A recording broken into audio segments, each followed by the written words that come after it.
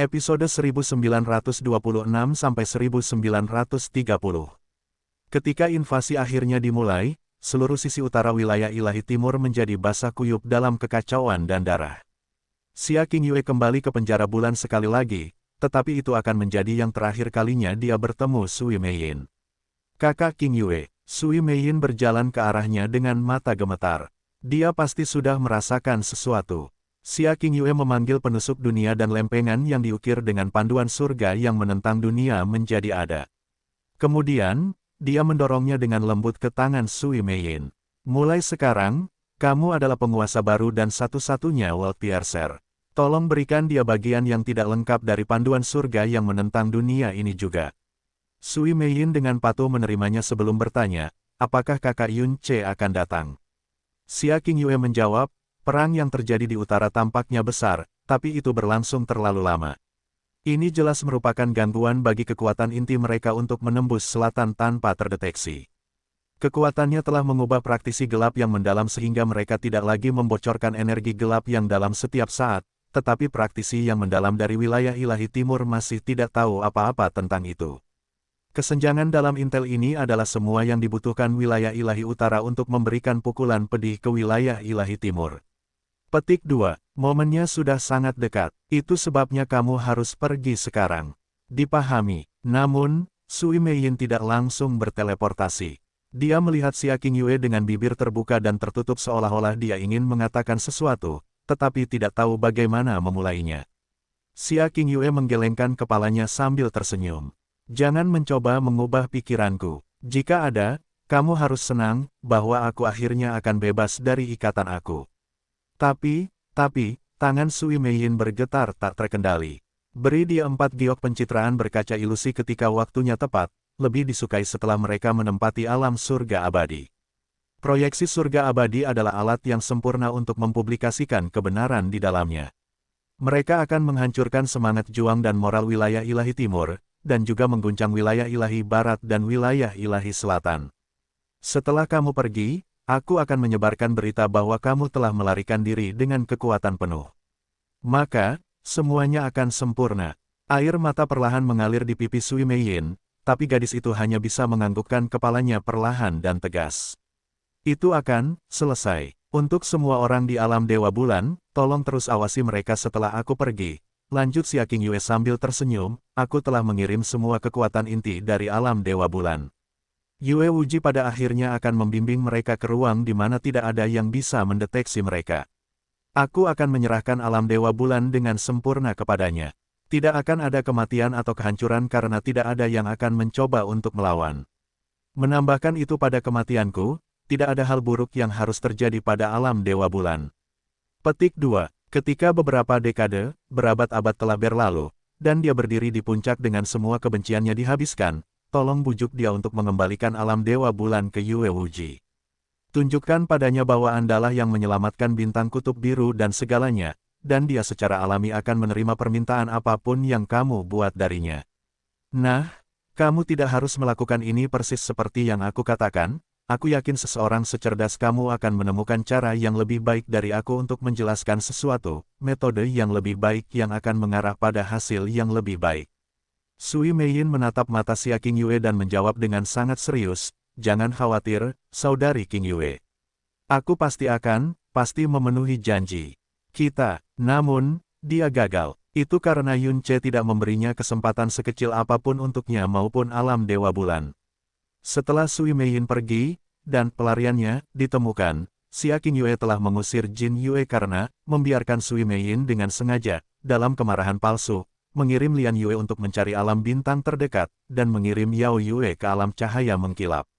Dewa Bulan dan utusan ilahi Dewa Bulan ditendang keluar satu demi satu juga. Bagi orang luar, seolah-olah dia benar-benar kehilangan akal sehatnya. Setelah semuanya selesai, dia kembali ke kamarnya dengan tenang.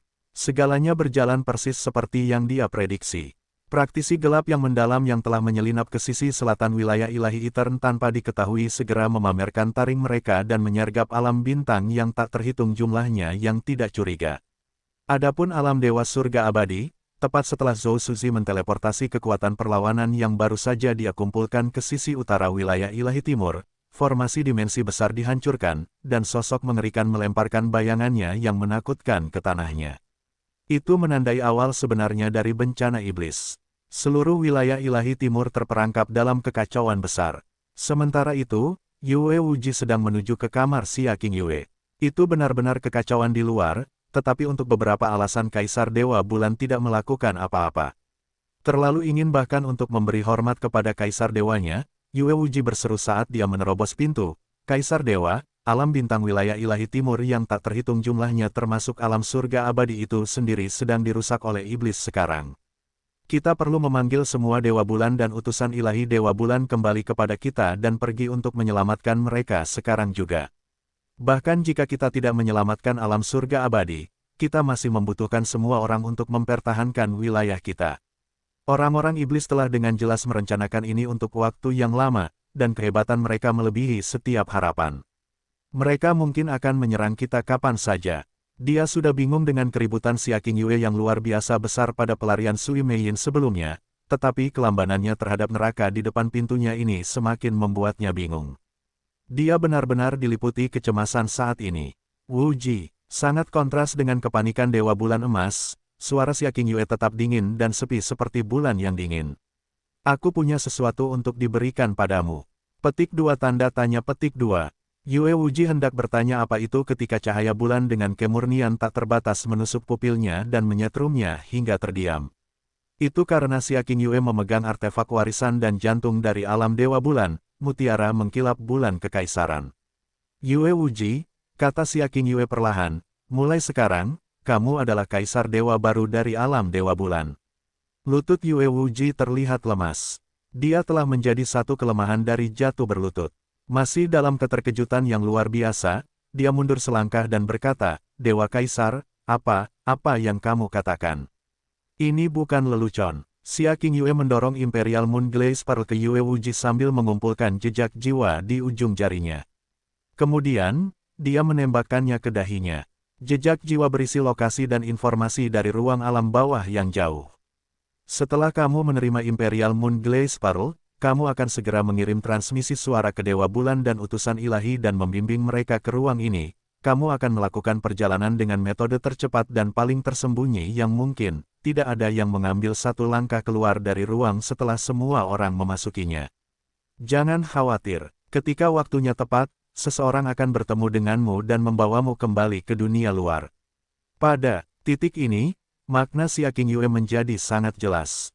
Tidak dapat menerima keputusan Kaisar Dewa, Yue Wuji menggelengkan kepalanya dan meminta klarifikasi. Maafkan aku karena mengatakan ini, tetapi apakah kamu menyuruh kami untuk meninggalkan wilayah kami? Itu benar sekali. Dia mendapat konfirmasi alih-alih penjelasan yang dia inginkan. Tidak ada yang bisa menghentikan wilayah ilahi utara sejak mereka berhasil menyergap wilayah ilahi timur. Kita akan kalah, dan alam Dewa Bulan akan diinjak-injak jika kita melawan mereka secara langsung. Oleh karena itu, ini adalah satu-satunya cara untuk melestarikan alam Dewa Bulan. Kamu salah besar, Kaisar Dewa. Yue Wuji menjawab dengan tegas, alam Dewa Bulan telah menempati sudut wilayah ilahi timur selama ratusan ribu tahun. Kami tidak perlu takut dari orang-orang iblis. Bahkan jika momentum mereka benar-benar tak terbendung, kami masih terikat kehormatan sebagai Dewa Bulan dan anggota kerajaan raja untuk menjadi garda depan yang akan menantang kekuatan mereka terlebih dahulu. Jika kita meninggalkan dunia bintang kita bahkan tanpa melakukan perlawanan, Dewa Bulan pasti akan menjadi bahan tertawaan seluruh primal chaos ketika orang-orang iblis dimusnahkan. Xia King Yue sama sekali tidak terkejut dengan ledakan Yue Wuji. Dia menghela nafas pelan sebelum menjawab, semua yang kamu katakan itu benar, tapi, aku tidak lagi punya waktu untuk memberimu penjelasan yang tepat.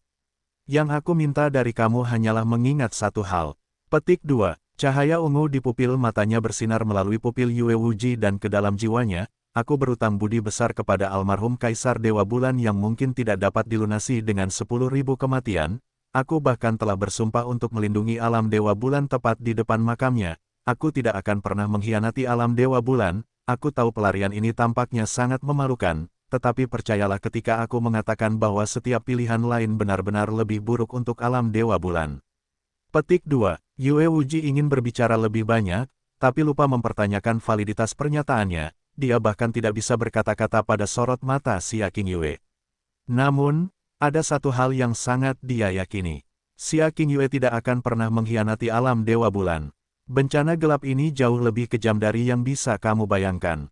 Bahkan sekarang, sudah menjadi tidak mungkin untuk memprediksi nasib kerajaan raja di wilayah ilahi timur. Aku yakin kamu akan mengerti maksud aku dalam waktu dekat.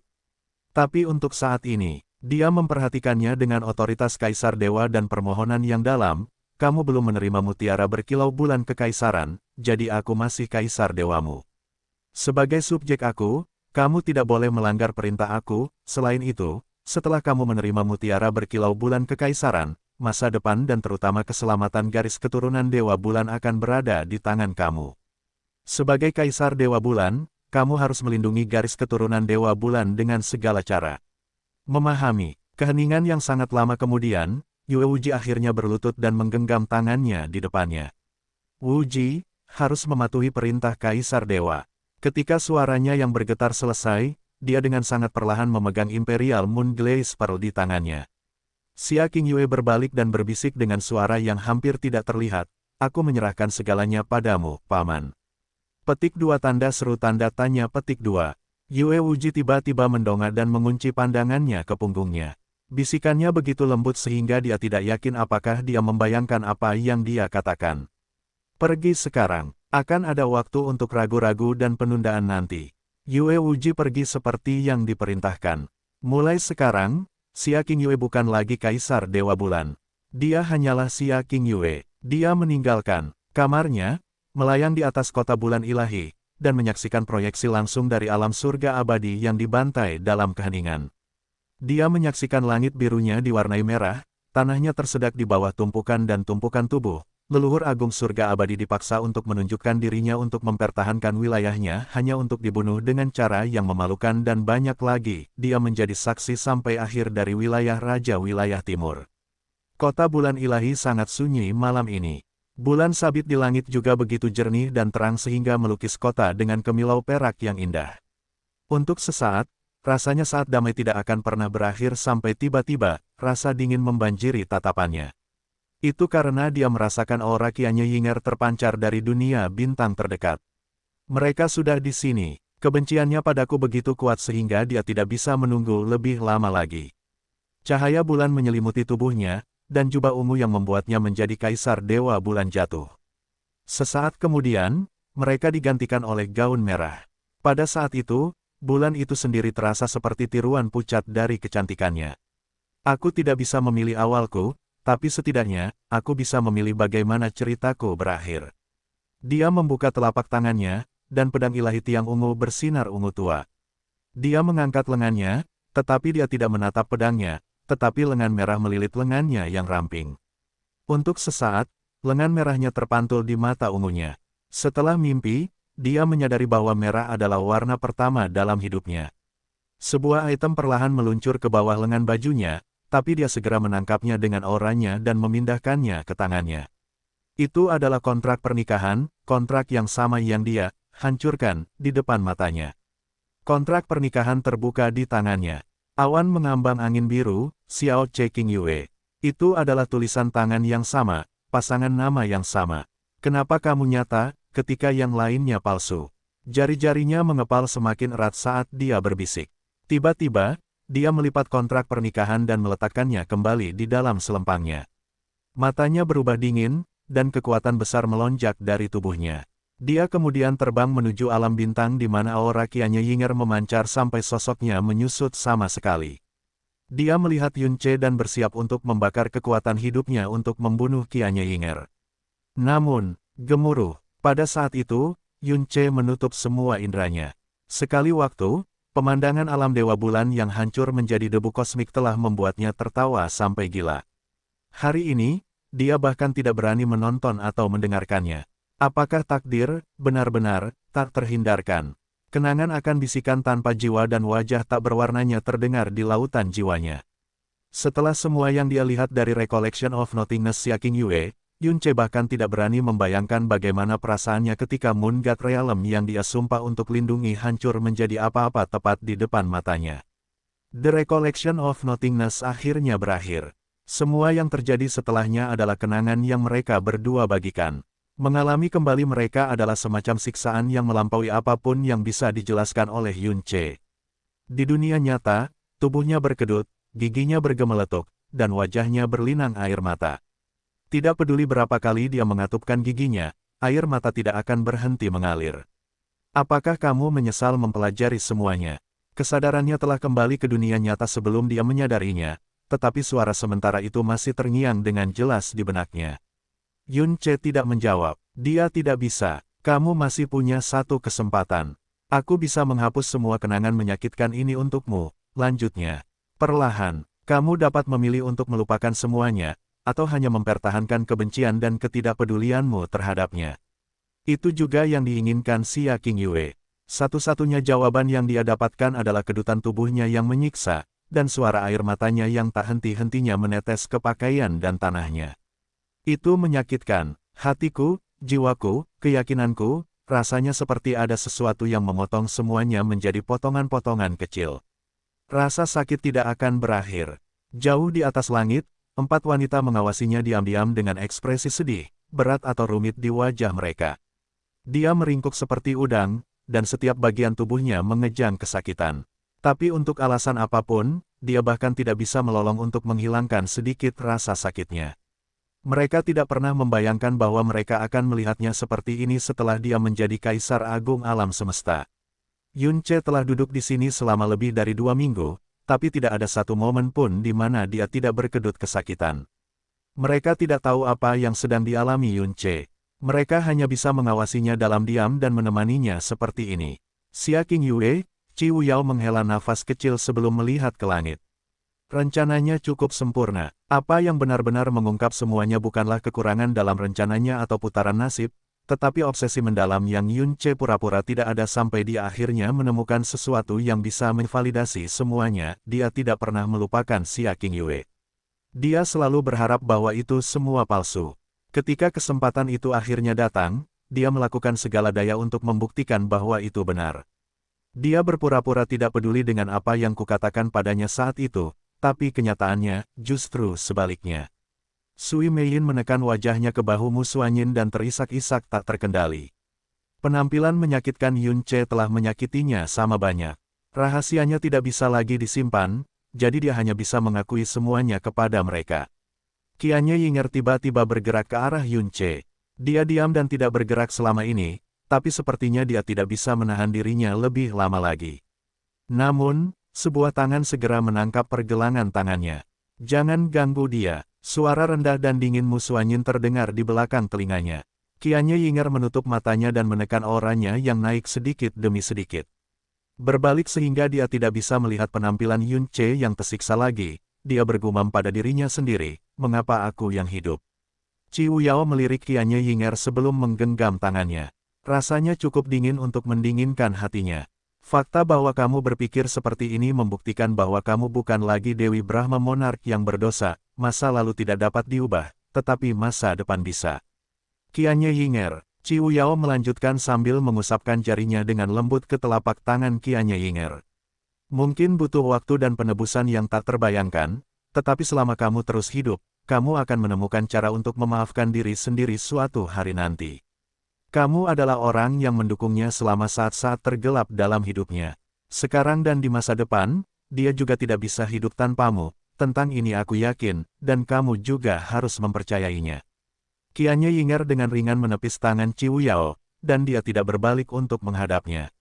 Dia berkata dengan suara yang sedikit serak, kamu pikir aku ini siapa? Aku tidak rapuh seperti yang kamu pikirkan. Aku telah melakukan cukup banyak dosa sehingga bahkan 10.000 kematian tidak akan cukup untuk menebusnya. Kamu pikir aku akan merenung hanya karena satu orang? Jangan membuatku tertawa.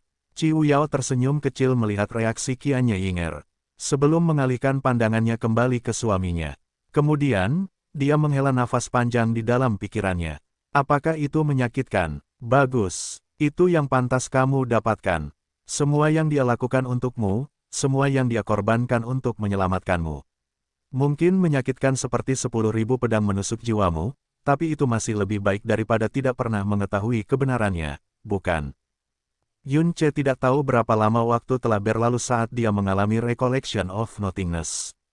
Itu adalah mimpi yang panjang, nyata dan kejam. Dia juga tidak tahu berapa lama dia menderita dalam pusaran rasa sakit. Ketika pikirannya akhirnya mendapatkan kembali sedikit kejernihan, dia berkata dengan suara yang bergetar tetapi sangat tegas. Tidak, suara itu bertanya apakah dia ingin menghapus ingatannya tentang Xia Qingyue. Ini adalah jawabannya. Aku pikir kamu mungkin mengatakan itu. Suara wanita itu tidak berperasaan selama ini, tapi sekarang diwarnai dengan desahan kecil. Yun Ce mengatur napasnya dan perlahan membuka matanya. Bola matanya tertutup pembuluh darah yang pecah. Itu hampir tampak seperti matanya berlumuran darah. Sedikit lebih jelas memasuki pikirannya, dan dia melanjutkan dengan suara serak yang mengerikan, "Kamu bilang kamu akan menceritakan semuanya padaku." Dia mencampuri takdir, alasan dia memilih untuk mengakhiri hidupnya sendiri, katakan padaku, katakan padaku. Petik 2. Sesuai keinginan kamu. Wanita itu mengiyakan. Dia tidak mencoba untuk menghindari pertanyaan atau menunda yang tak terelakkan. Cahaya terang yang menimpanya menghilang sekali lagi, dan kesadarannya memasuki kembali dunia keabu-abuan yang tak terbatas. Ketika wanita itu berbicara lagi, rasanya suaranya semakin menjauh dan sementara. Dulu, Primal Chaos hanyalah kumpulan kekacauan. Butuh waktu lama sebelum secara bertahap terpecah menjadi dua ekstrim yang berbeda, yaitu Yin dan Yang. Yun Ce, jumlah waktu yang tak terukur lainnya berlalu, dan makhluk hidup pertama lahir di tengah dua tubuh. Itu adalah asal mula kehidupan di Primal Chaos. Semua kehidupan yang datang setelahnya mengenalnya sebagai dewa leluhur.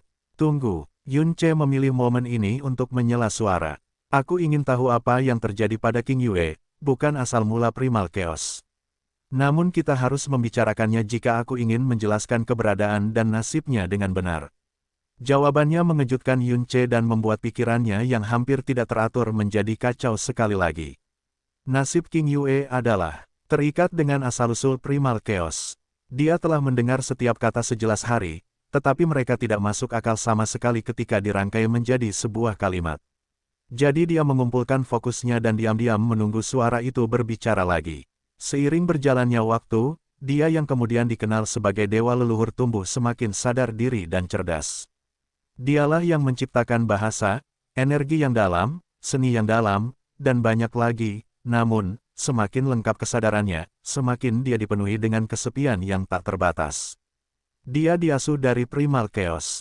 Baik kekuatan dan hidupnya terikat pada dua tubuh ekstrim Primal Chaos. Selama dia terus ada, kekuatan kehidupan Primal Chaos semua akan terkonsentrasi pada dirinya, dan itu tidak akan pernah bisa melahirkan kehidupan kedua. Akhirnya, Dewa Leluhur memutuskan untuk menghilangkan keberadaannya sendiri dan mengubah Primal Chaos dari alam semesta satu kehidupan, menjadi alam semesta kehidupan tak terbatas. Oleh karena itu, dia mengubah strukturnya dan menciptakan hukum yang berfungsi. Ketika semuanya sudah siap, dia melenyapkan dirinya sendiri dan menyebarkan kekuatan hidup dan kekuatannya ke seluruh Primal Chaos. Sebelum dia tersingkir sepenuhnya, dia mengukir sebagian ingatan dan kekuatannya menjadi 8 fragmen kehidupan khusus. Jadi Primal Chaos menyambut era baru, dan banyak kehidupan lahir di seluruh alam semesta. Yang pertama berasal dari 8 fragmen kehidupan itu sendiri. 4 fragmen kehidupan mendarat di utara Primal Chaos dan melahirkan 4 kaisar iblis, dan 4 lainnya mendarat di selatan Primal Chaos dan melahirkan 4 dewa penciptaan. Begitulah para dewa dan iblis pertama kali muncul. Itu menandai awal dari era para dewa. Apa yang disebut rahasia kuno ini sebenarnya tidak terlalu rahasia. Alam dewa memiliki catatan rinci tentang mereka, dan Yun Ce telah mendengarnya dari jiwa gagak emas ketika dia masih di alam bawah. Namun, kata-kata berikutnya dari suara itu mengubah segalanya. Meskipun kehidupan dan kekuatan dewa leluhur telah hilang, kesadarannya tidak memudar bersama mereka. Faktanya, itu menyebar dengan sempurna ke seluruh alam semesta. Petik 2. Yun Ce, itu karena dia ingin menyaksikan hasil kerjanya dengan indranya sendiri. Dia ingin tahu dunia seperti apa tempat dia menganugerahkan hidupnya, kekuatannya dan hukumnya, pada akhirnya akan menjadi.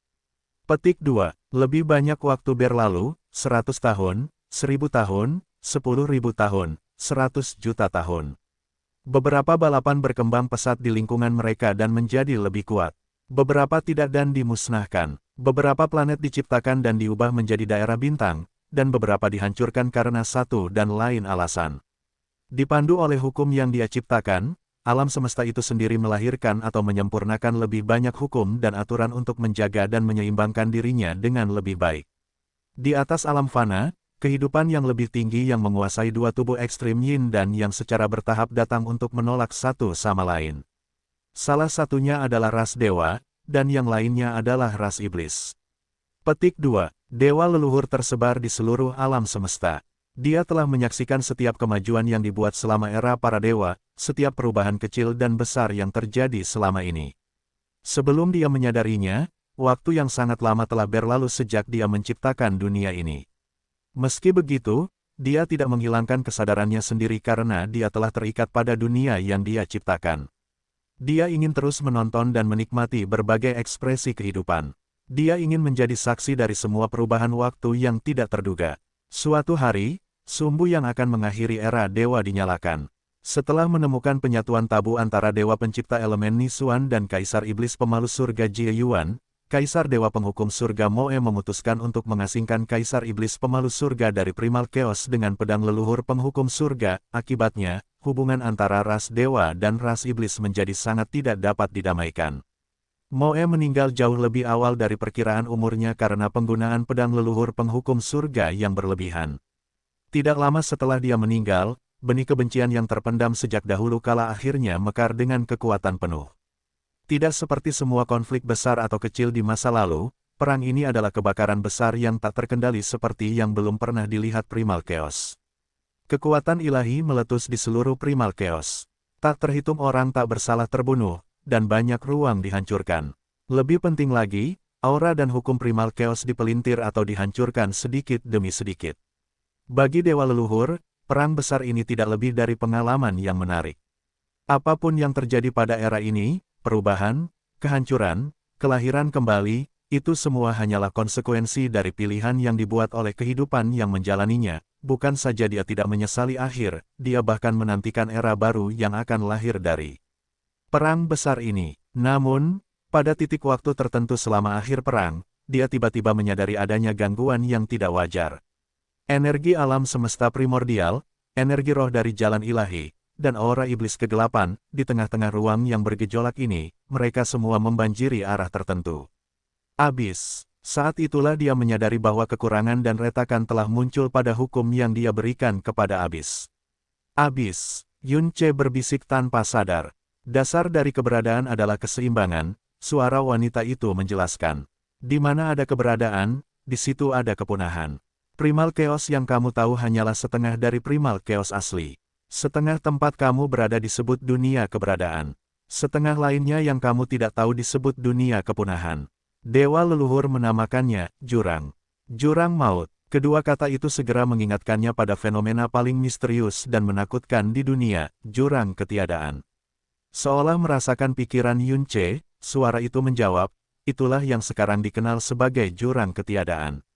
Abyss of Nothingness akan mengembalikan segalanya menjadi ketiadaan suatu hari nanti, gumam Yun Ce. Dan kekuatan yang melakukannya adalah energi kepunahan. Kamu kurang lebih benar, jawabnya. Pada awalnya, energi keberadaan dan energi kepunahan keduanya ada di alam semesta yang sama. Secara alami, dewa leluhur tidak dapat melenyapkan dirinya sendiri atau menciptakan kehidupan baru. Salah satu modifikasi terbesar yang dilakukan dewa leluhur pada primal chaos adalah memisahkan energi keberadaan dan energi kepunahan menjadi dua tubuh yang berbeda dan mengisolasi mereka sepenuhnya. Begitulah primal chaos terpecah menjadi dua dunia, alam semesta saat ini, dan abis. Alam awal dewa ada bukan untuk menghubungkan dua dunia bersama-sama, tetapi untuk bertindak sebagai penghalang yang mendorong mereka lebih jauh. Setelah dewa leluhur menghilang, kehidupan menghuni dunia keberadaan, tetapi tidak ada yang lahir di dunia kepunahan. Dalam ingatan yang ditinggalkan dewa leluhur kepada keturunannya, disebutkan bahwa dunia kepunahan dan energi kepunahan terletak di belakang abis, dan bahkan dewa atau iblis sejati pun tidak dapat bertahan darinya. Siapapun atau apapun yang jatuh ke dalam abis akan dimusnahkan sepenuhnya. Sesaat kemudian, suara itu menghela nafas. Apakah keputusannya untuk memisahkan kepunahan dan keberadaan adalah keputusan yang tepat?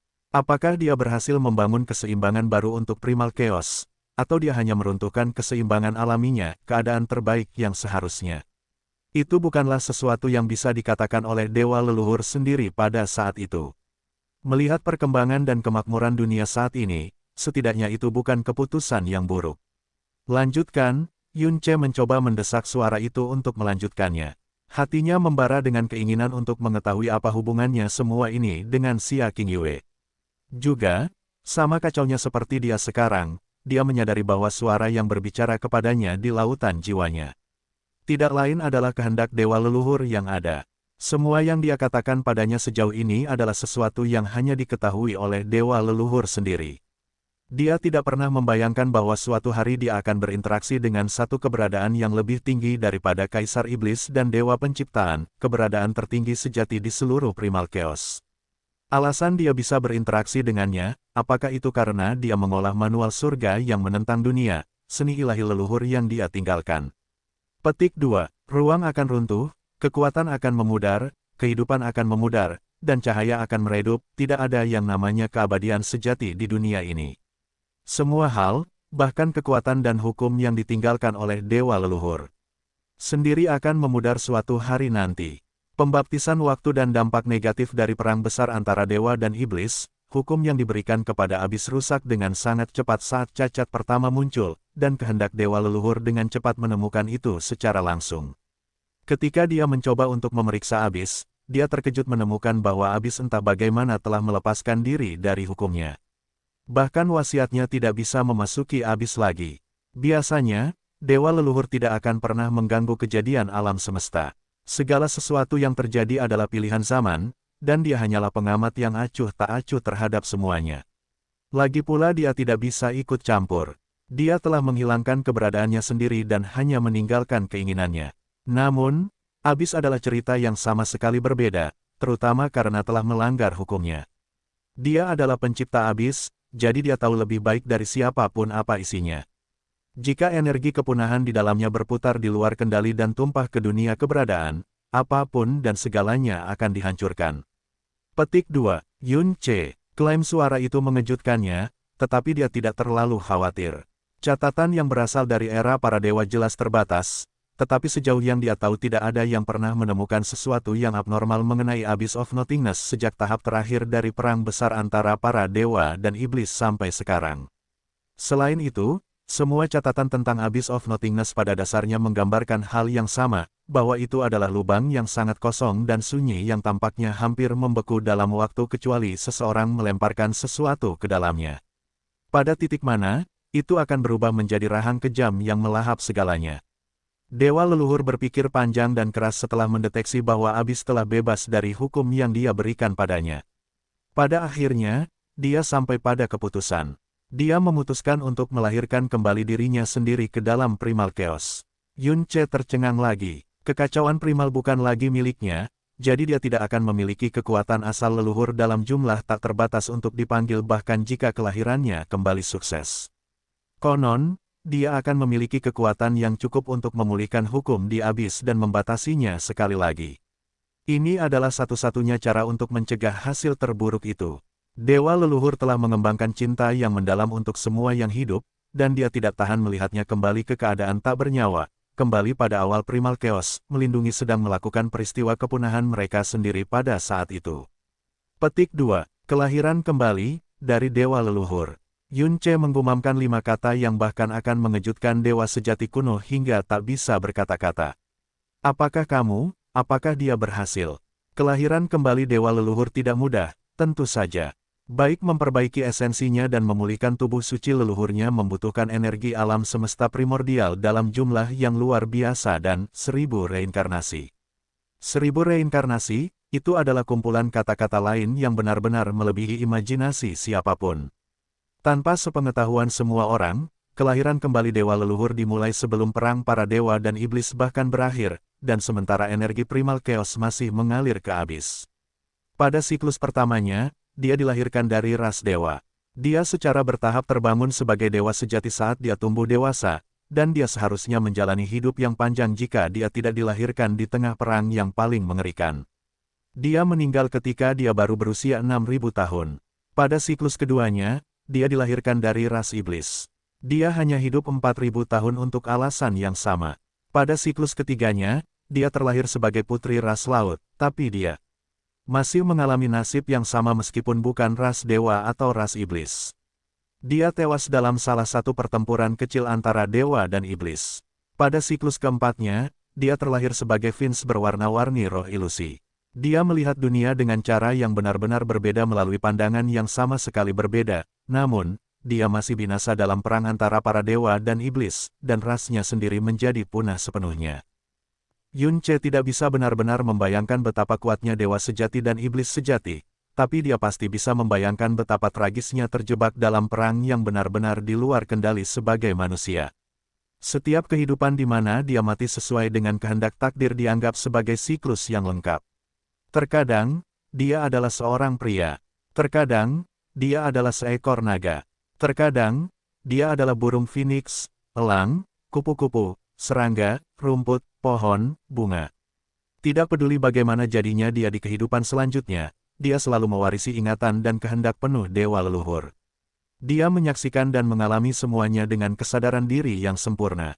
Kemudian, ras iblis yang terpojok membuka segel bayi jahat, menyebabkan kesengsaraan segudang, dan akhirnya mengakhiri perang besar mereka dalam kehancuran bersama. Ketika tidak ada lagi dewa atau iblis di alam semesta ini, manusia yang selamat melakukan perjalanan ke alam mereka untuk mencari warisan mereka dan memulai era baru yang tidak bertuhan. Itu adalah era yang kamu kenal sekarang. Sementara itu, dewa leluhur masih melanjutkan 1000 siklus reinkarnasinya. Pada titik ini, energi primal chaos masih terkuras ke dalam abyss, tetapi kecepatan di mana mereka terkuras juga semakin lambat. Sepertinya itu hanya masalah waktu sebelum benar-benar berhenti. Generasi datang dan pergi jauh lebih cepat di era tak bertuhan ini, dan banyak peristiwa terjadi hanya dalam rentang waktu 1.000.000 tahun. Usia hidup rata-rata makhluk hidup juga sangat pendek, meskipun ini adalah anugerah besar bagi dewa leluhur. Itu berarti dia akan menyelesaikan siklusnya lebih cepat dari yang dia perkirakan sebelumnya. 10 siklus, 100 siklus, 600 siklus, 900 siklus. Akhirnya, dia menyelesaikan siklus 999, dan dia membutuhkan waktu kurang dari 10% dari perkiraan waktu untuk mencapainya. Semakin pendek waktu yang dibutuhkannya untuk terlahir kembali ke dunia ini, semakin rendah kemungkinan abyss akan lepas kendali sebelum dia siap. Ini tanpa diragukan lagi adalah hasil terbaik yang mungkin. Dewa leluhur memulai siklus terakhirnya tetapi yang paling penting dari semuanya. Jika dia mampu menyelesaikan siklus ini, kekuatan suci leluhurnya dan tubuh suci leluhurnya akan terlahir kembali sepenuhnya. Selain itu, dia telah meminjam sedikit aura alam semesta saat ini untuk dilahirkan kembali di dunia ini, yang berarti bahwa dirinya yang baru tidak akan seperti dewa leluhur seperti dulu. Dia akan menjadi eksistensi independen yang bersahabat dengan primal chaos dan tidak akan mengubah aturan dan hukum yang ada dengan cara apapun. Selain itu, siklus hidupnya yang terakhir pastilah siklus yang benar dan lengkap. Tidak seperti 999 siklus sebelumnya, dia tidak akan mewarisi kehendak atau ingatan dewa leluhur. Dia akan memulai sebagai individu yang sama sekali baru dengan keinginan independennya sendiri. Adapun kehendak dan kenangan leluhurnya, itu akan disegel di dalam jiwa leluhurnya. Mereka hanya akan terbangun ketika dia telah mencapai akhir hidupnya. Yun Ce mendengarkan dalam diam, tetapi kejutan di hatinya sebanding dengan badai laut. Jika dewa leluhur menyelesaikan siklus hidupnya yang terakhir, dia akan terlahir kembali di dunia ini. Sampai itu terjadi, kehendak leluhur seharusnya tidak aktif. Namun, Yun Ce tidak ragu bahwa suara yang berbicara kepadanya adalah kehendak leluhur sendiri. Apakah ini berarti dewa leluhur telah menyelesaikan siklus reinkarnasi terakhirnya? Apakah dewa leluhur yang terlahir kembali ada di alam semesta ini sekarang? Pada siklus 1000-nya, dewa leluhur lahir di kota kecil rata-rata di planet alam bawah. Ibunya meninggal dalam depresi tidak lama setelah dia lahir, jadi ayahnya harus membesarkannya sendirian. Dia memiliki banyak kerabat, tetapi mereka semua memandangnya dengan acuh tak acuh ketika dia membelakangi mereka. Namun, masa kecilnya tidak suram sedikit pun. Ayahnya sangat mencintainya, dan dia tumbuh bersama teman masa kecilnya. Dia adalah keponakannya, padahal, dia sebenarnya setahun lebih tua darinya. Petik 2. Jiwa Yun Ce tiba-tiba menegang. Tunggu sebentar, Hidup bersama memungkinkan hubungan mereka berkembang ke titik di mana mereka praktis tidak dapat dipisahkan. Namun, ketika mereka mendekati usia kultivasi, ditemukan bahwa keponakannya telah merusak pembuluh darah yang dalam. Dia menjadi orang lumpuh yang membuat semua orang merasa kasihan atau dipandang rendah. Petik 2 tanda seru petik 2. Kali ini, setiap senar dalam jiwa Yun Che bergetar seperti daun. Ketika mereka masih muda, keponakannya tidak akan membiarkan dia menderita bahkan keluhan terkecil. Jika ada yang berani menyentuh bahkan sehelai rambut pada orang itu, dia akan mengayunkan lengannya yang lemah dan melawan mereka dengan kematian di matanya. Pada saat itu, dia memiliki mata paling terang di seluruh dunia. Nada suara itu menjadi lebih lembut tanpa diketahui. Namun, matanya tidak pernah sama setelah dia mengetahui bahwa dia lumpuh. Itulah mengapa dia mulai berkultivasi meskipun dia belum dalam usia yang tepat. Dia telah melindunginya ketika dia masih muda, jadi giliran dia untuk melindunginya selama sisa hidupnya, itulah yang dia bersumpah pada dirinya sendiri.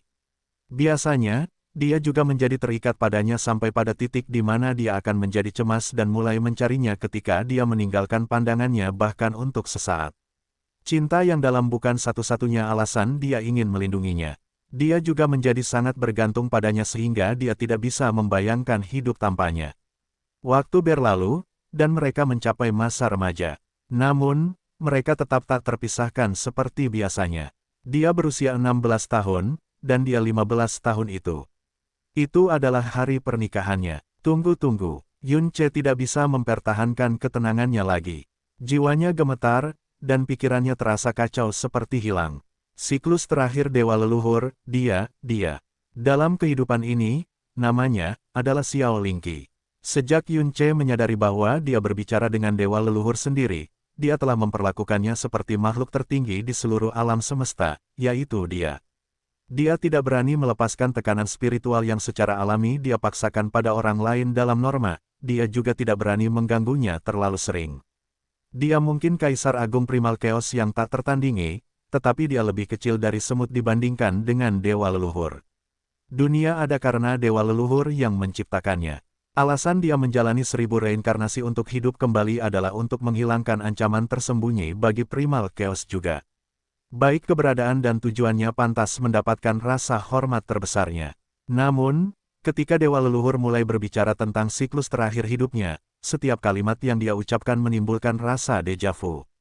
Semakin dia berbicara, semakin kuat perasaan itu sampai akhirnya, ketika nama Xiao Lingqi bergema dengan jelas di dalam lautan jiwanya, ketenangan yang baru saja dia kumpulkan benar-benar hanyut. Menjadi ketiadaan. Dia sangat terkejut sehingga dunia laut jiwanya menjadi bergejolak sebagai tanggapan atas emosinya. Xiao Lingqi. Itu adalah satu-satunya nama yang paling dikenal dalam hidupnya. Lingqi. Lingqiku, dia, reinkarnasi Dewa Leluhur. Tidak, dia, Dewa Leluhur. Dia mungkin tidak akan pernah merasakan kejutan sebanyak ini lagi dalam hidupnya. Laut jiwanya telah berubah menjadi badai yang terbuat dari gelombang laut yang menjulang tinggi dan pusaran raksasa yang tak terhitung banyaknya. Dia merasa seperti kesadarannya berputar-putar di salah satu pusaran ini sampai dia kehilangan semua kemampuan untuk berpikir sepenuhnya. Dia tumbuh bersama dengan Xiao Lingqi. Tidak ada orang yang mengenalnya lebih baik atau lebih dekat dengannya daripada dia. Dia pemarah sampai menjadi lemah, tapi itu hanya dalam hal-hal yang tidak melibatkan dia. Kalau tidak, dia bisa menjadi tangguh, berani, dan bahkan kadang-kadang sembrono. Paling tidak ada yang akan menghubungkannya dengan kata perkasa. Bakatnya yang dalam sangat biasa-biasa saja. Dia berkultivasi keras untuk melindunginya ketika mereka masih muda, tetapi dia dengan cepat kehilangan motivasi untuk melanjutkan setelah Profound Vein-nya tumbuh kembali, dan dia mencapai titik di mana dia tidak lagi membutuhkan perlindungannya. Lagi pula dia tidak pernah tertarik untuk berkultivasi. Dia lebih suka menjadi gadis normal di kota kecil yang, selain merawat ayahnya, Yongan dan Yongning dalam norma, diam-diam menantikan kepulangannya berikutnya. Berkali-kali, dia membandingkan dirinya dengan harem wanita Yun Che dan percaya bahwa dia menginginkannya. Namun pada kenyataannya, Yun Che bisa melebih-lebihkan khayalan terliarnya 1000 kali lipat, dan dia masih tidak pernah bisa membayangkan bahwa teman masa kecilnya, Xiao Lingqi adalah dewa leluhur yang bereinkarnasi sendiri. Satu-satunya dewa yang menciptakan dewa penciptaan, Kaisar Iblis dan bahkan Primal Chaos itu sendiri. Pada saat inilah energi jiwa yang luar biasa lembut melilit tubuhnya. Itu secara bertahap memadamkan lautan jiwanya dan mengembalikan kejernihan ke pikirannya. Ini mungkin kejutan yang cukup sulit untuk kamu telan, kata suara itu dengan nada lembut. Kamu adalah teman masa kecilnya, dan sekarang menjadi suami resminya setelah kamu menyelesaikan pernikahan dengannya. Yun Ce masih belum bisa membentuk kalimat yang koheren. Saat pikirannya menjadi jernih sekali lagi, dia mulai mengingat semua kejadian yang tidak dapat dijelaskan di sekitar Xiao Lingqi. Dia bisa membaca manual surga yang menentang dunia, sebuah teks yang ditulis dalam bahasa yang diciptakan oleh dewa leluhur sendiri, teks ilahi dari awal yang mutlak. Manual surga yang menentang dunia itu sendiri adalah seni ilahi leluhur yang ditinggalkan oleh dewa leluhur. Alasan dia tidak pernah bisa benar-benar mewujudkan pernikahannya dengan dia, apakah itu karena tingkat keberadaan mereka sangat jauh sehingga persatuan tidak mungkin, atau karena dewa leluhur membuat semacam batasan yang mencegah siapapun mencemari dia selama dia hidup, siklus terakhir. Xiao Lingqi, dewa leluhur, Yun Ce sudah mencoba yang terbaik, tapi dia masih tidak bisa benar-benar mendamaikan nama aslinya. Tiba-tiba, dia memperhatikan sesuatu dan menanyakan pertanyaan yang telah sepenuhnya terbentuk di benaknya beberapa waktu lalu. Kamu adalah kehendak leluhur dewa leluhur, kan? Itu benar, jawab suara wanita itu. Kamu mengatakan bahwa kehendak dan kenangan leluhur akan tertidur selama reinkarnasi terakhir dewa leluhur. Yun Ce memaksa jiwanya untuk tenang sebelum melanjutkan, jadi kenapa, kau sudah bangun sekarang? Lingqi masih ada, jadi siklusnya masih berlangsung. Bukankah seharusnya kamu tidur sekarang? Kenapa kamu? Kata-katanya, tiba-tiba tercekat di tenggorokan. Meskipun berada di dalam dunia jiwa, dia bisa dengan jelas mendengar detak jantungnya yang liar. Dia sama sekali tidak tahu apa yang akan dikatakan suara itu selanjutnya. Karena siklus terakhir ini sudah berakhir dengan kegagalan. Bahkan tubuh suci leluhur yang hampir sempurna telah dihancurkan. Alasan untuk itu, katanya pelan dan lembut, kamu sudah menebak jawabannya. Apakah karena, aku, Yun Ce bergumam, tidak hanya dia gagal dalam siklus terakhirnya, tubuh suci leluhurnya juga sangat hancur. Itu semua terjadi pada hari kamu menikah, pada hari itu, dia membangunkanmu pagi-pagi sekali, mendandanimu dengan pakaian pernikahan yang dia tabur sendiri, dan melihatmu minum bubur pagi yang dia masak sendiri. Sebelum dia menyadarinya, ketika suara wanita itu menjadi begitu lembut dan jauh sehingga dia tidak bisa mendengarnya lagi. Kemudian, pemandangan baru telah terbuka di dalam lautan jiwanya. Ce kecil, bangun, kamu harus bangun dari tempat tidur sekarang. Ini masih pagi sekali. Biarkan aku tidur lebih lama lagi. Ce kecil, bangun, hari ini adalah hari di mana kamu akan menikah dengan Miss Situ, dan sudah hampir waktunya. Dengan cepat, Ce kecil, aku membuatkan bubur ini untukmu, kamu memiliki konstitusi yang lemah. Dan ini akan menjadi pagi yang panjang, jadi kamu harus menyelesaikan semuanya. Fiuh, aku sudah selesai, aku ingin tahu apakah aku masih bisa memakan makananmu setelah aku menikah, bibi kecil. Hehe, jangan lupa bahwa putri gubernur menikah dengan keluargamu, bukan sebaliknya. Jika kamu mau, aku bisa menyiapkan makanan kamu setiap hari seperti sebelumnya. Tentu saja tidak, bukankah aku berjanji padamu kemarin bahwa aku tidak akan pernah melupakanmu bahkan setelah aku menikahi si Tusuan. Kita akan menghabiskan banyak waktu bersama seperti dulu, dan aku akan selalu ada kapanpun kamu memanggilku. Anak baik, tetap saja, kau benar-benar sudah menjadi anak besar, kan, Ce kecil. Kakak laki-laki, aku di sini, wow. Pakaian pernikahanmu sangat mengesankan, jadi bagaimana rasanya menikah? Kenapa aku merasa kamu tidak terlalu bersemangat? Sejujurnya, aku tidak bersemangat. Itu adalah sesuatu yang diputuskan orang tua aku sebelum aku lahir, dan aku hanya bertemu si Tusuan beberapa kali, aku bahkan tidak begitu ingat bagaimana penampilannya, itulah sebabnya aku hampir tidak peduli tentang pernikahan sama sekali, kamu di sisi lain, sangat bersemangat mengingat waktu hari itu. Ini bukan hanya karena pernikahanku, kan? Hehe, aku punya kabar baik untuk dibagikan. Sehari sebelum kemarin, ayahku mengundang temannya, seorang guru dari New Moon Profound Palace, ke rumahnya. Dia berharap untuk meminta bantuan dan menurunkanku ke istana mendalam bulan baru. Tetapi setelah temannya melihat aku, dia berkata bahwa seseorang dengan bakat aku harus bergabung dengan Istana Mendalam Blue Wind secara langsung. Oh, itu luar biasa. Itu adalah sesuatu yang harus dirayakan oleh seluruh Floating Cloud City. Hehehe, aku sangat senang aku tidak tidur selama 2 hari terakhir. Saat aku bergabung dengan Istana Mendalam Blue Wind dan menjadi lebih kuat dari sebelumnya, aku yakin tidak akan ada yang berani menggertakmu lagi. Pintu masuk kamu ke Istana Mendalam Blue Wind adalah apa yang benar-benar harus kita rayakan. Aku yakin seluruh kota akan bersukacita pada hari kamu resmi masuk Blue Wind Mendalam Istana. Itu adalah mimpi yang dia lihat bertahun-tahun yang lalu. Dalam mimpi ini, orang yang akan dinikahinya bukanlah Xia Qingyue, tetapi Si Tusuan. Selain itu, Xia Yuanba memiliki tubuh yang kuat, bakat luar biasa, dan sepasang mata yang bersinar dengan cahaya ilahi. Dan, mengapa gambar dan suara ini terasa begitu nyata? Kenangan ini, tiba-tiba, dunia jiwanya mulai bergetar hebat. Sepertinya itu akan runtuh dengan sendirinya. Gambar dan suara dalam jumlah tak terbatas bercampur kacau dalam pikirannya, dan jantungnya berdetak sangat keras dan cepat sehingga rasanya akan meledak kapan saja.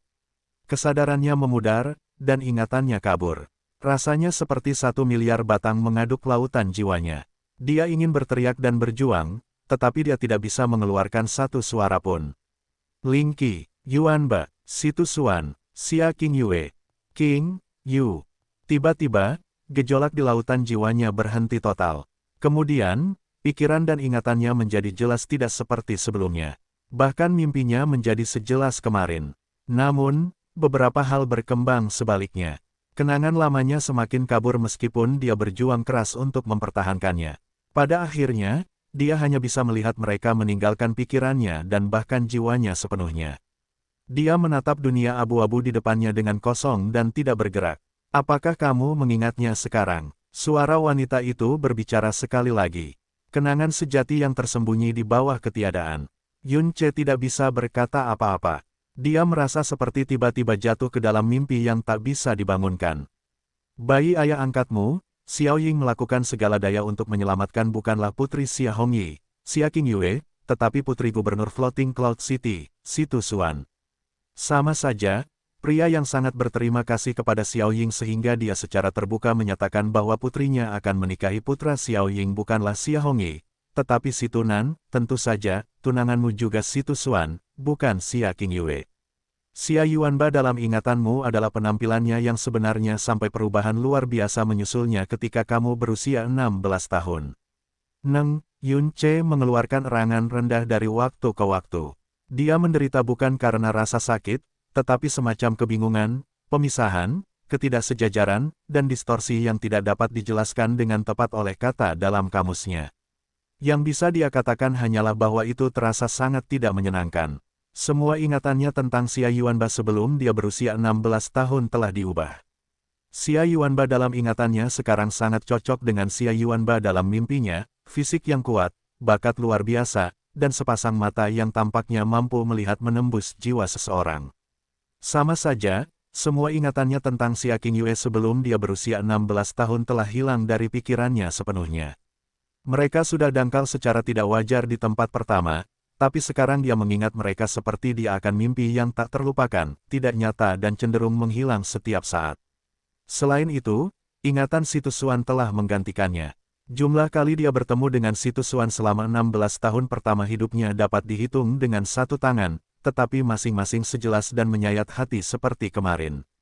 Dia bahkan bisa mengingat setiap kata cemoohan yang dia katakan, setiap tatapan menghina yang dia tunjukkan padanya, setiap sedikit kedengkian yang dia kenakan di wajahnya. Dalam setiap ingatan di mana Xiao Lai bercerita tentang kisah Xiao Ying yang menyelamatkan seorang bayi perempuan, bayi itu selalu menjadi putri gubernur. Dalam ingatannya, Xia Yuanba tidak hanya memiliki tubuh yang kuat, tetapi juga perilaku yang mendominasi. Dia tidak takut apapun dan siapapun. Dan dalam ingatannya, Xia Yuanba adalah satu-satunya anak yang pernah dimiliki Xia Hongyi. Di mana Qingyue? Di mana Qingyue? Dia dengan panik mencari melalui kekacauan mutlak yang dia sebut ingatannya, tetapi tidak peduli seberapa keras dia mencoba segala sesuatu yang berhubungan dengannya sebelum dia berusia 16 tahun. Hanyalah mimpi sementara yang tak terlupakan. Apakah kamu belum mengerti? Penampilan Yun Ce membuat suara ancestral Will terdengar sedikit mendesah. Sebelum kamu berumur 16 tahun, sebelum hari pernikahanmu tepatnya, Xia Qingyue tidak pernah ada. Apa maksudmu, bahwa dia tidak pernah ada? Yun Ce entah bagaimana menemukan kekuatan untuk mengeluarkan kata-kata itu dari tenggorokannya. Kehendak leluhur menjelaskan, pada hari kamu akan menikahi Si Tusuan, seseorang meracuni bubur pagi yang dia masak untukmu. Meskipun itu hanya racun fana yang rendah, itu benar-benar fatal bagi seseorang dengan profound vein yang rusak dan tubuh yang lemah sepertimu. Kamu sudah mati sebelum upacara pernikahan dimulai. Ini adalah pukulan yang tidak dapat diperbaiki untuknya terutama karena dia percaya bahwa dialah yang menyebabkan kematianmu. Kesedihan, menyalahkan diri sendiri, rasa sakit, putus asa. Jiwanya dibebani dengan begitu banyak kesedihan sehingga mulai retak karena beratnya. Akibatnya, kehendak leluhur, iya, akulah yang berbicara denganmu sekarang, dibangunkan, atau lebih tepatnya, dipaksa keluar dari kondisi tidurku.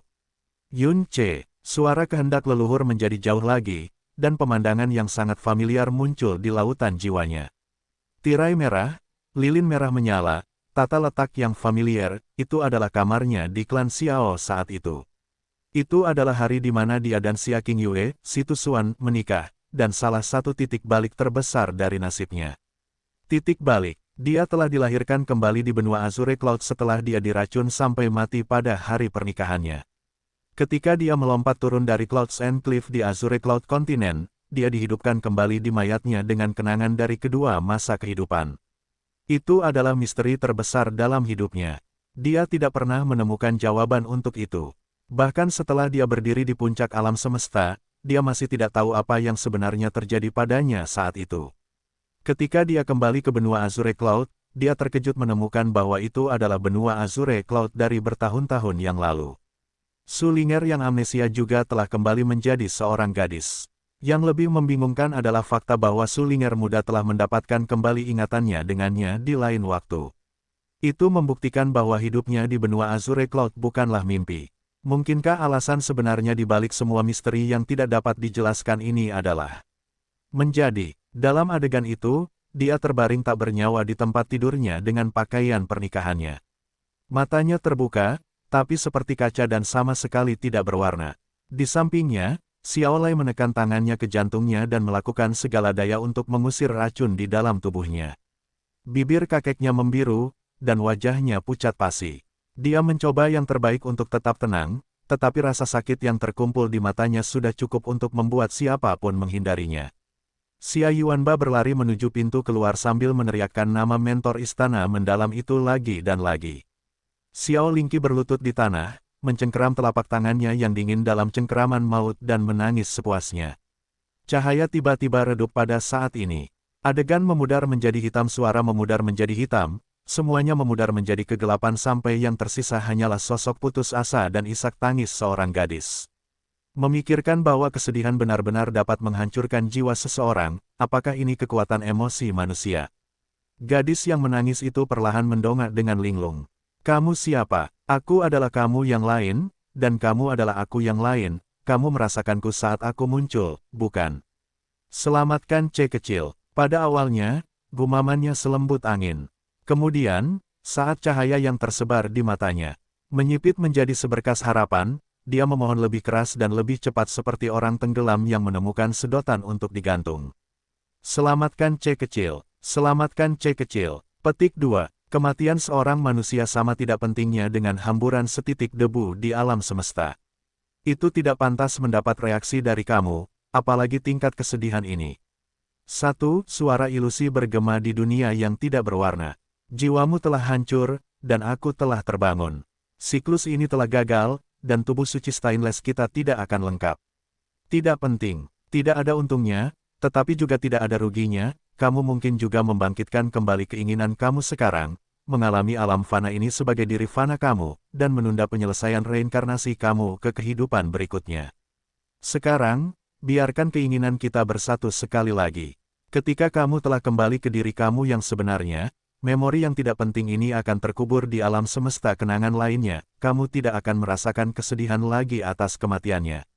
Tidak, kehendak leluhur mendekat, tetapi yang dia dapatkan adalah penolakan tegas. 2. Xiao Lingqi tanpa sadar menarik diri dari kehendaknya sendiri.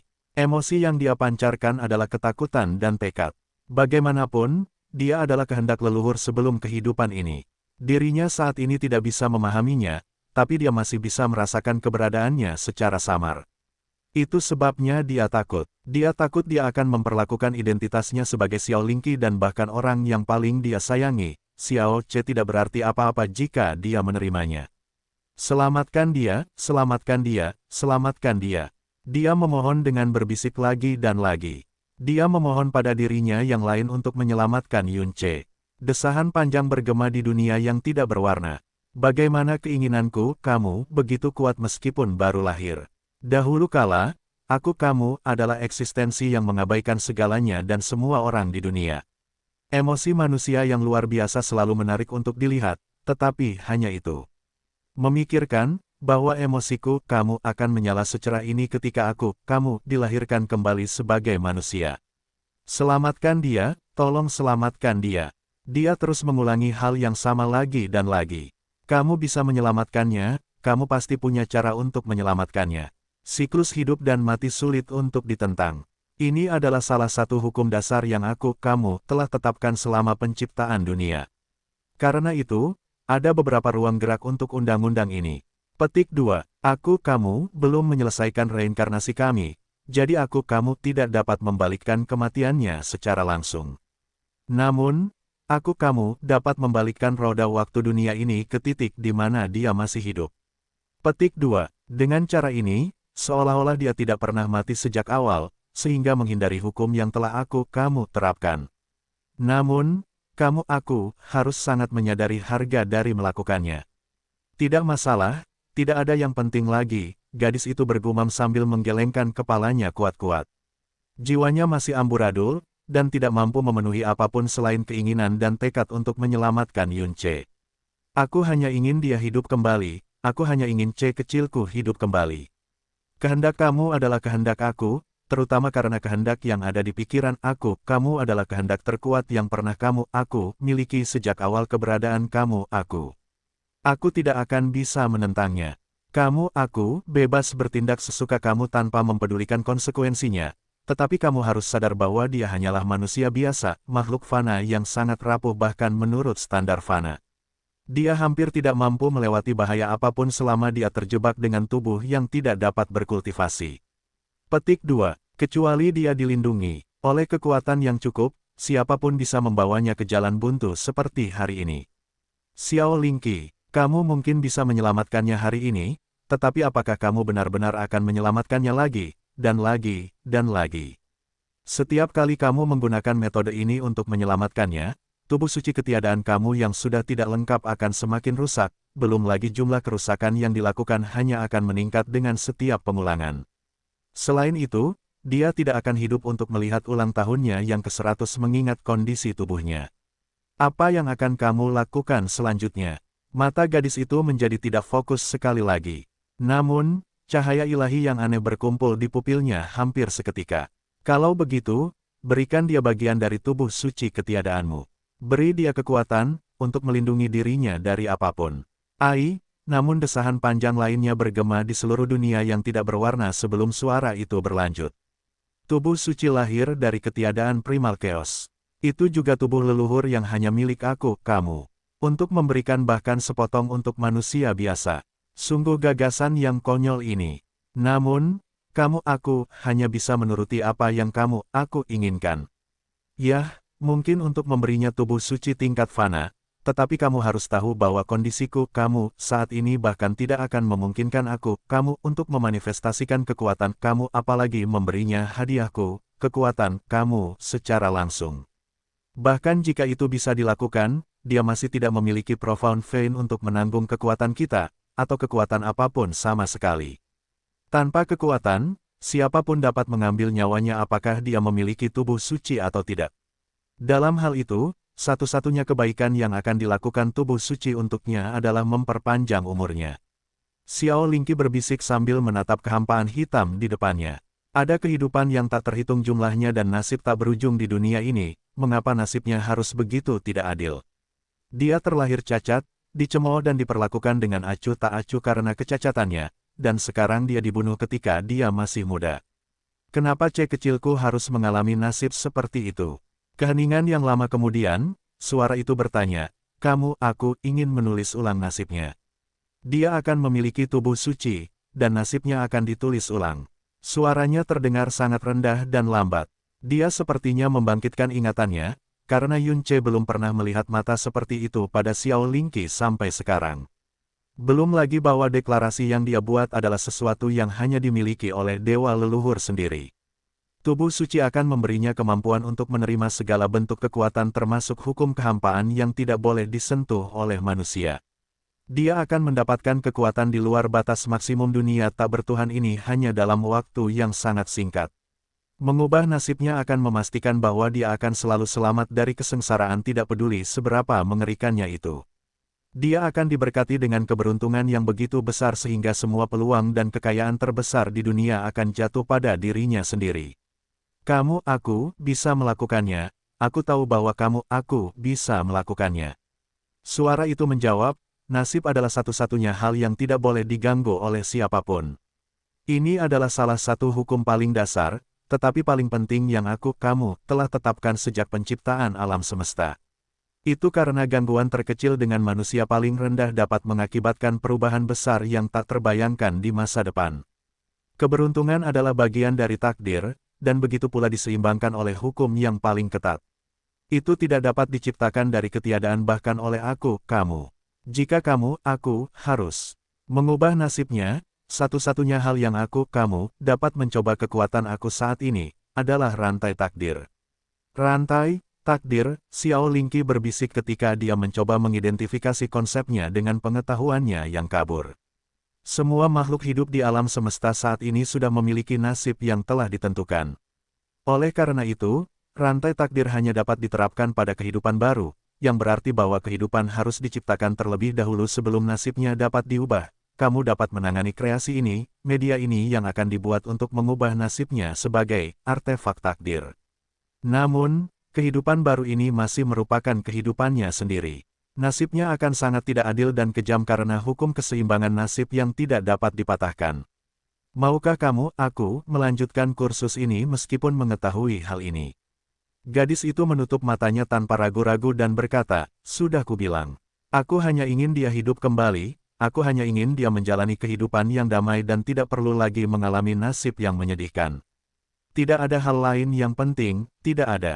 Sangat baik, harganya sangat besar, tetapi itu akan dilakukan. Satu siklus reinkarnasi diperlukan untuk menciptakan tubuh suci ketiadaan.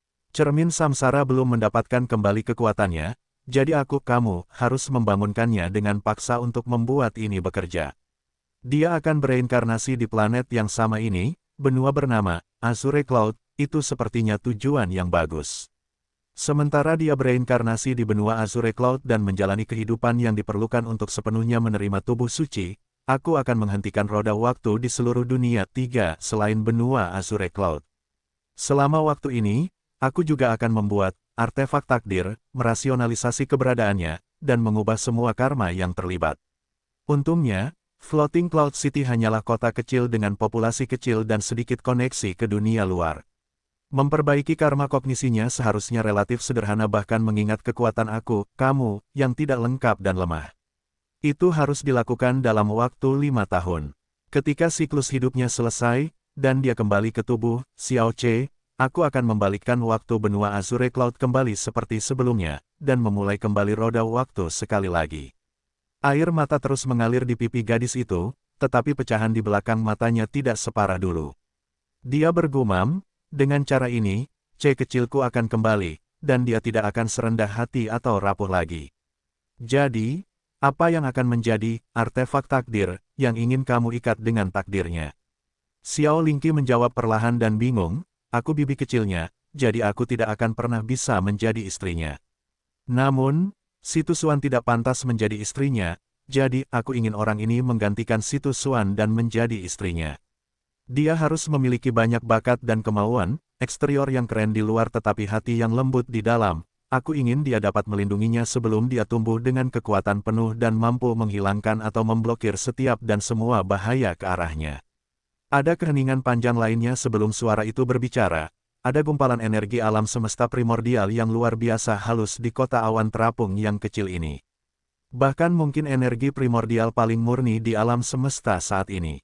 Saat ini sedang beristirahat di anak muda bernama Xia Yuanba. Jika energi primordial dibiarkan menyatu sepenuhnya dengan tubuhnya, dia akan mendapatkan tubuh kemarahan agung, tubuh yang belum pernah terlihat sebelumnya di dunia yang tidak bertuhan ini. 1/10 energi telah menyatu dengan tubuhnya. Sisanya akan diambil darinya dan diberikan pada artefak takdir. Bakat Xia Yuanba berasal dari ibunya, wanita bernama Dong Sue, oleh Xia Hongyi, tetapi benar-benar wanita alam dewa bernama Yue Wugu. Tubuh stainless ilahinya adalah keajaiban di alam semesta saat ini, dan dia akan memiliki masa depan yang cerah jika bukan karena putaran nasib yang menyebabkan dia jatuh ke kota kecil ini dan menjadikannya istri manusia, Xia Hongyi. Kekuatan aku kamu saat ini tidak cukup untuk menciptakan kehidupan dari ketiadaan. Agar artefak takdir menyerap energi primordial Xia Yuanba dengan sempurna, darahnya harus mengikuti ibu Xia Yuanba, Yue Wugu. Sedangkan ayah, jeda singkat kemudian, suara itu melanjutkan, Xia Hongyi pada akhirnya hanya fana. Garis keturunannya terlalu lemah dan keruh. Jika artefak takdir dilahirkan dari darahnya, itu hanya akan mengurangi energi alam semesta primordial yang telah dia masukkan. Petik 2. Jika bukan karena nasibnya yang menyedihkan, Yue Wugu tidak akan pernah terpisah dari kekasih aslinya, Kaisar Dewa Bulan Yue Wuya. Dia memiliki salah satu garis keturunan yang lebih dihormati dari alam semesta saat ini, garis keturunan Dewa Bulan. Darahnya akan menjadi pilihan yang sangat baik untuk menciptakan artefak takdir. Dalam arti tertentu, penciptaan artefak takdir akan memenuhi keinginan seumur hidup mereka, bahkan jika metodenya paling dipertanyakan. Artefak takdir akan lahir di Floating Cloud City. Sepengetahuannya, dia adalah putri Xia Hongyi dan Yue Wugu. Namun, dia akan merasakan resonansi garis keturunan yang jauh lebih kuat dari biasanya ketika dia dekat dengan darah tempat dia diciptakan. Jika suatu hari dia bertemu Yue Wuya, resonansi garis keturunan yang dihasilkan dapat mengungkap kebenaran.